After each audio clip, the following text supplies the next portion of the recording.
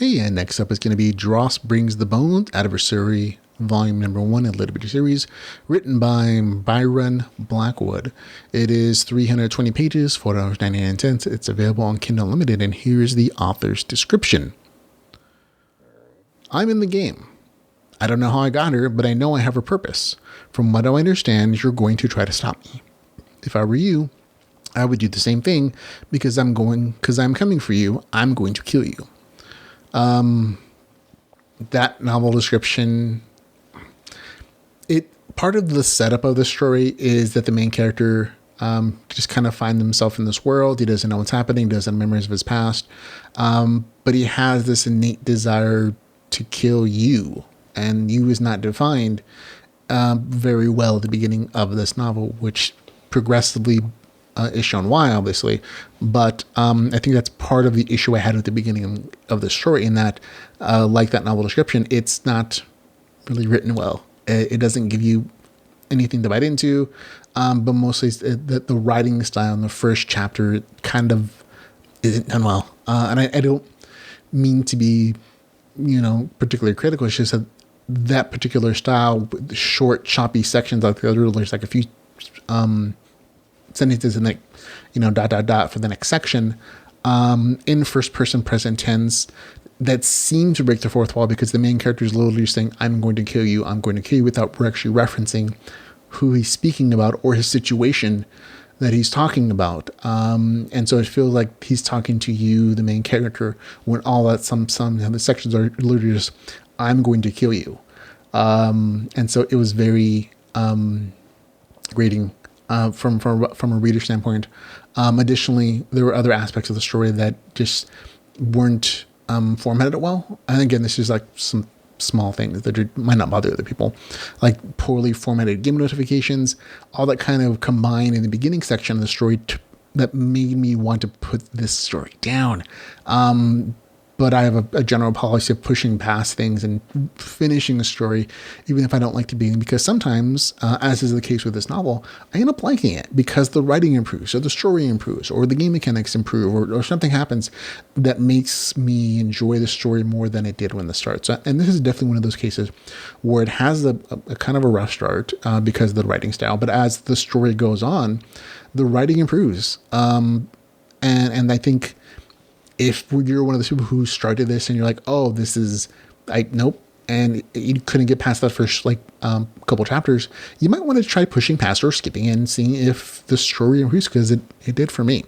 The story in general becomes a slice of life, almost survivalish story, where the main character is set in this fantasy RPG world. And there are players that are there. But from his perspective, he doesn't realize they're players. And so he's trying to figure out what are the rules of this world, because he's seeing notifications and he has scars on his hands and fingers that show like hit points and experience points needed for the next level and stuff, and stamina and health and stuff like that. But he doesn't know what they are necessarily, because he really is coming out with the ability to function, just not any memories of where he's doing there, what his past is, and what that this is an MMO kind of universe. And the early part of the story just kind of focuses on him trying to get the resources he needs just to live and fight the harsh world where nothing is given to him for free. And it's very, very much is a rough story. What I kind of enjoyed about the story when I actually got to the better writing is because it really just felt like, oh, this is a low newbie character. And the challenges presented him aren't a walk in the park. He doesn't necessarily have information as a gamer mentality necessarily, but he's working with what he does have, and he's making mistakes, but he is focusing on the challenges, and it's a kind of a rush start, which makes his eventual development very, satisfying. The story continues on past that, revealing like these big twists in the story, and good action scenes that keep the story interesting. And really, in general, the story on the whole felt like it was very tabletop RPG. And you can tell that the author in the back of the novel, you can see that I was like, oh, I'm a very big tabletop gamer. Like, oh yeah, they could tell in the story that's the experience that the author's drawing from, because often in the story felt like there was a DM throwing monsters and challenges at the main character that he was just trying to like avoid or kind of roll with, or making saving throws. to kind of go over things or going through puzzles and quests, whatever the case is. And it felt very much in the line of slice of life kind of story where like the main character is trying to be led on this story path by an entity. And that's part of the story of that occurring, but it very much felt like there was a tabletop experience being written for the main character. So, and the game mechanics in the story are very reflective of that tabletop experience. Their mechanics are totally ripped off or totally inspired by D&D 5th edition, especially the fighter branch of that game system, with modifications for HP tracking. Like I said, the main character has scars on his hand instead of necessarily seeing his own HP and stamina, mana, whatever the case is. But he does actually look at other people and other monsters and sees that information as a notification, which was a little odd. But it's the author's choice, and it does kind of differentiate it a little bit. There are plenty of stats and notifications in the story, all kinds of stuff you're used to as a LitRPG reader. The notifications and stats are not formatted well, though. It's one of the things that kind of bugged me repeatedly in the story, and that they're centered.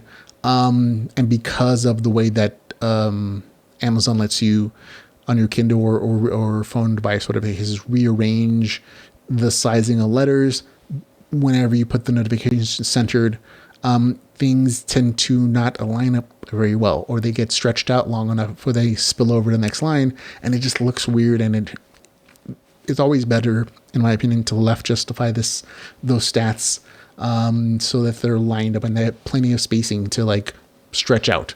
That's just a personal opinion, but it's one of the things like, oh, that was just visually buggy because it didn't line up. Additionally, one of the things that really bugged me was the way that the author chose to track XP. Instead of saying after a quest, oh, this is the XP for finishing the quest, like XP for a quest reward, 500 points, whatever the case. Instead, the author would, at the end of the quest, when he got the notification that the quest was complete, he would say like 1800, just a number basically. And for most of the story, I thought, oh, that's the quest reward. Nope, it ended up being, oh, that's the XP he needed to the next level, except that the author never said that. So he never said next to it, oh, XP to next level. And it was just a number there. And so it was one of the things that bugged me until at the end of the story when I realized, oh, that's what he was doing. And I was like, oh no, that's just, again, poor formatting as an experience. Instead, it would have made it much simpler if you just put next to the number XP to next level, and that would have made it much more clear as the number updated, of course. But there's like little things like that. Other than that, game mechanics are pretty fine, entertaining, and familiar because they're pulls from a familiar setting. Overall, again, once you get past the rough start of the story, it's an interesting one. And the end of the story has developed enough plotting by that point that you kind of want to read a book too, which is always a good sign. So for me, there are issues which I can't ignore, obviously, but still get the score 7.6 out of 10, which is still a good positive score. For Dross Brings the Bones, I had a good time with it eventually. And so it does get a good positive score. So again, 7.6 out of 10.